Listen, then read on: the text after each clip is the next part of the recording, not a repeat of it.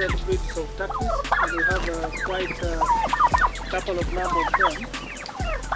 But in this turkey farming, we try as much as possible to minimize on the feeding, and mainly we do this personalized feeding and the free range, whereby the turkeys are always in the morning, they are left to go and eat in the grass, and they are given water and brought back to their garden.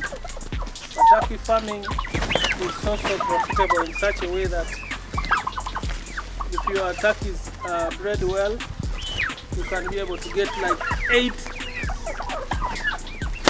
to 15 kilos. Like you can see this one, this is very heavy turkey. You can see this is very heavy turkey. And they are very easy to keep around. They keep the beauty, much as the financial bit of it, but they are really easy to keep as compared to other birds. Because if you keep them again to a longer time, that means you're going to make slightly some losses. But keeping turkeys is so enjoyable, so refreshing, from their sound, from the way of feeding, no much headache, as long as you take care of them properly. As you can see here, now we have a couple of them, and we intend to make it as a breeder farm, whereby we try as much as possible. We let them produce around, and they are hatched from here. But for now, we want to reach a certain number with them, certain number for both the males and females before we start selling them. We feed them on maize bran, on peanuts.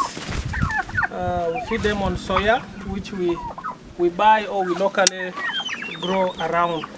Turkey farming is so refreshing, and as you can see, it's easy. They are so social. They are so social. They are not as compared to the other one. So this one is around 5 months. This one here, and basically that. And I encourage everyone out there, if you can, this is it. This is the Hass avocado.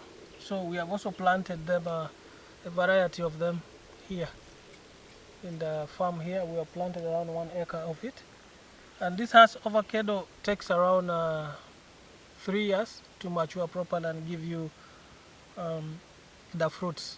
And with the Hass avocado, for it's resistant, and we are trying to see how to test them before we add to a large scale. But so far, very good here. It has responded. This one is around 3 months, and we are hoping that it's going to adapt to the soils here.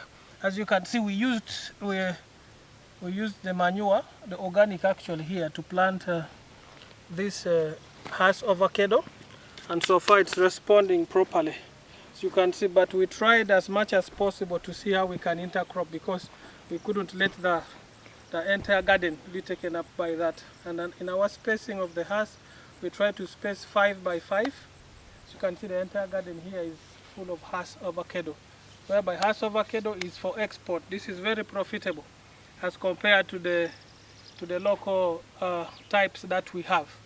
And you already know that in farming you have to be having a business mindset.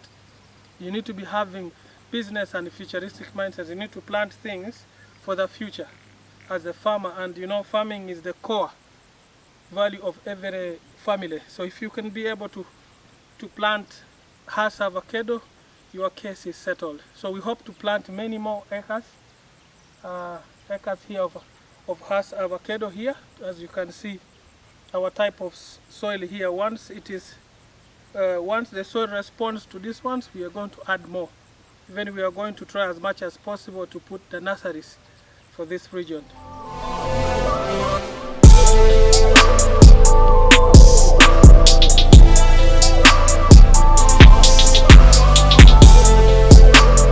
So as you can see, the maize is growing well, but what you need to know about maize as a crop is you have to know about the right seed, the right time, or the right variety.